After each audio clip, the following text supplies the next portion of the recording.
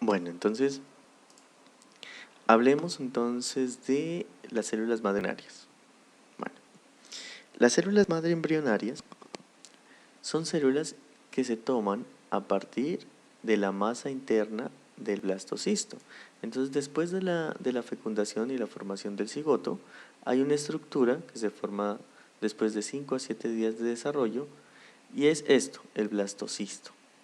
Entonces, el blastocisto se compone de una capa externa que se llama trofoblasto, y esto es lo que le va a dar origen a la placenta, ¿sí? Y una masa interna, ¿sí?, que le dicen la masa interna del blastocisto, y aquí es donde se va a formar todos los linajes embrionarios que van a conformar al feto, ¿sí? Parece un Pac-Man, un feto. Entonces, ¿cómo se hace esto para terapia génica? Más o menos en esta parte del ciclo se tomaría. Perdón, ¿cómo se toma la masa interna para destinarla a medicina regenerativa? Entonces, simplemente se hace en el laboratorio, diseccionando, prácticamente cortando, ¿sí?, el blastocisto, tomando las células y disgregándolas en una placa de cultivo. Una vez en una placa de cultivo, ellas tienen el potencial de proliferación, ¿sí?, manteniendo las características de una célula madre de autorreplicación, y entonces se continúa expandiendo estas células hasta tener un número ideal, y esas células son sometidas a procesos de diferenciación en donde ya podemos obtener las células que deseamos, o son implantadas directamente en un sitio de lesión para que ellas puedan reconocer las necesidades, reconocer los factores e inducir por sí mismas los procesos de diferenciación. Bueno, entonces hay un punto clave, ¿sí?, y es que esto se puede obtener de dos fuentes. La primera fuente es de la fecundación in vitro, ¿sí? En la fecundación in vitro generalmente se toma un embrión, ¿sí?, solamente un embrión, el mías viable, y se pone en una madre hospedera, ¿sí? Generalmente esto tiene un 50 a un 60% de probabilidad de que continúe en el proceso de desarrollo fetal, que se implante.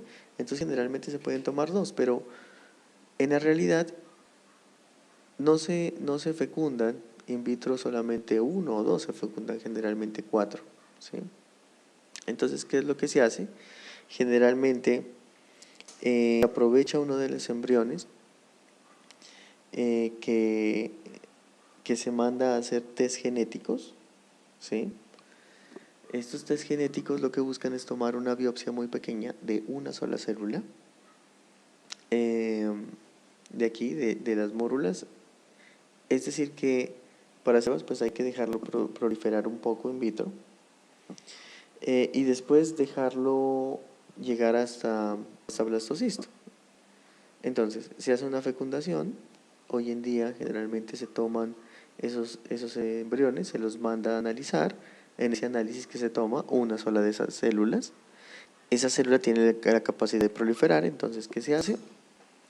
Pues se la deja proliferar en cultivo, mientras pues esto con el fin de tomar estas células y hacer el análisis genético. ¿Por qué se hace un análisis genético? Bueno, para mirar si el feto va a tener alguna condición genética que pueda pues ser difícil en su vida adulta. Entonces es más fácil decidir no implantar un embrión que hacer un aborto, ¿sí? Bueno, entonces cuando ustedes ya tienen esas células, generalmente se descartan.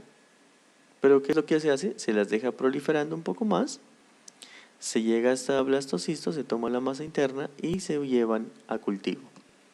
Aquí, por ejemplo, podemos ver algunas microfotografías de contraste de fase, en donde vemos el blastocisto, ¿sí? Aquí la capa externa, que es el trofoblasto, ¿vale?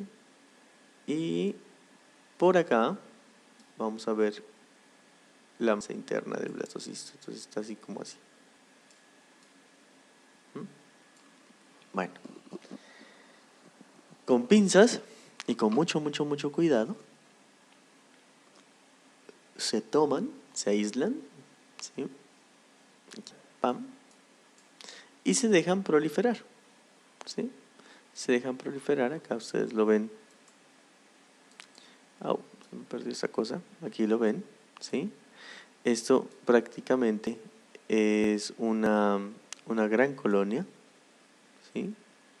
Y estas células generalmente se disgregan a través de tratamiento enzimático, y ese tratamiento enzimático pues ya nos permite después disponer de estas células. Hay algo interesante que quiero que vean aquí, y es que ustedes ven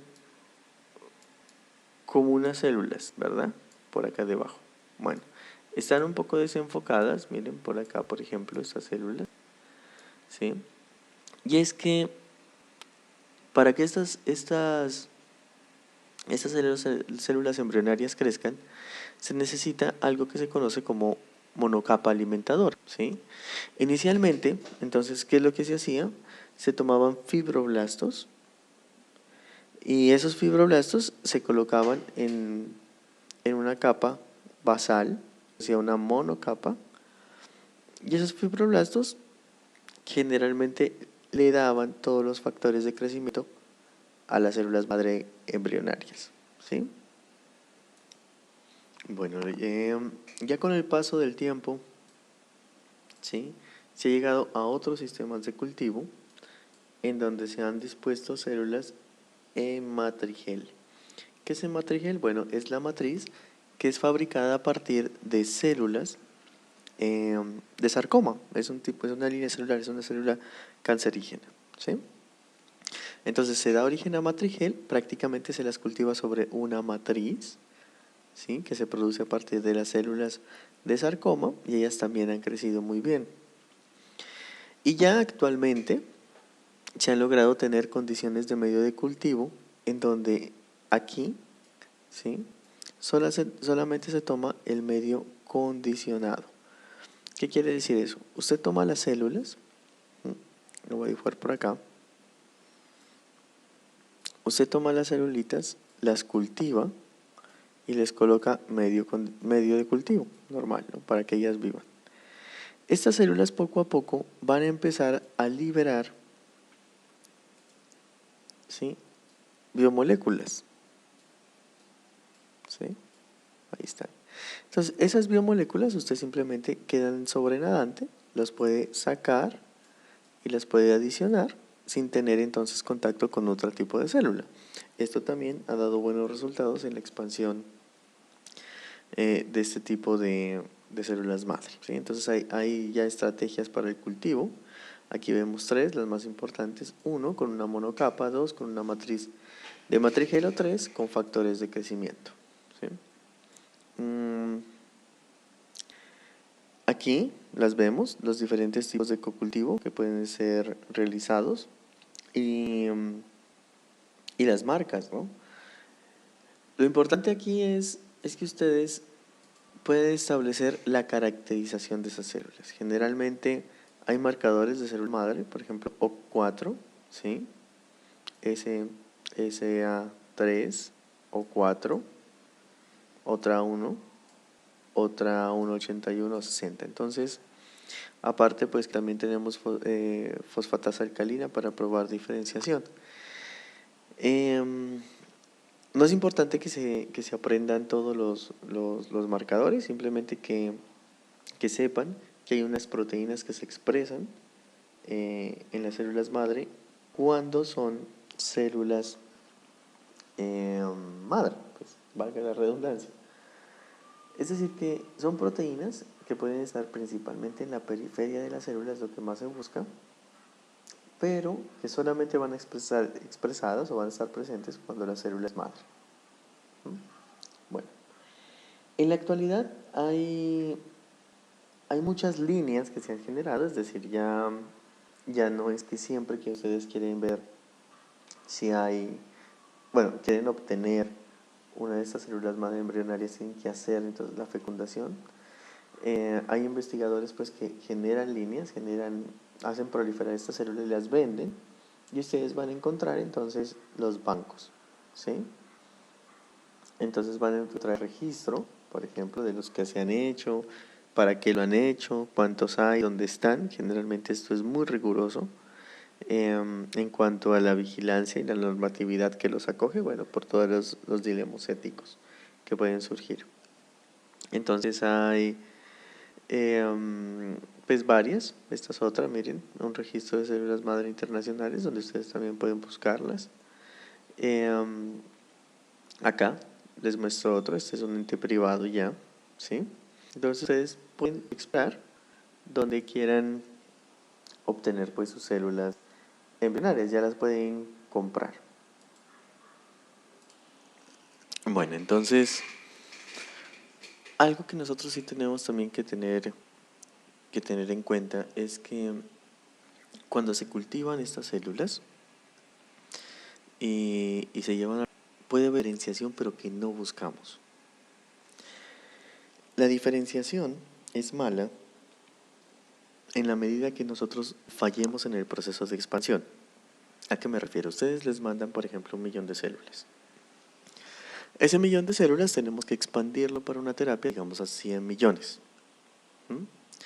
Pero si no se hacen bajo las condiciones adecuadas, la diferenciación pues llega prácticamente, pueden conservar algunos marcadores, pero pueden activarse otros, es decir, pueden tener otras proteínas que podrían llegar a indicarnos que esa célula ya no es una célula madre, sino que es una célula diferenciada, entonces pierde la capacidad.